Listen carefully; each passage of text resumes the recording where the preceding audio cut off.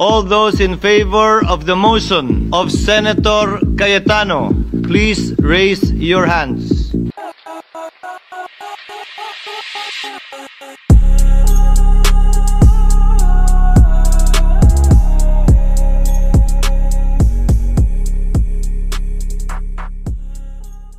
All those against the motion of Senator Judge Cayetano, please raise your hand.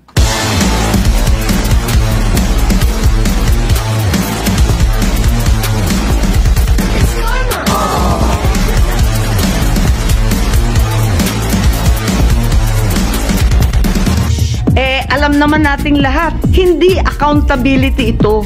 Tungkol ito sa pagpigil kay VP Inday Sara para sa 2028. Huwag na tayo mag-production number. Yan ang gustong puntiryahin. Hindi tanga ang Pilipino.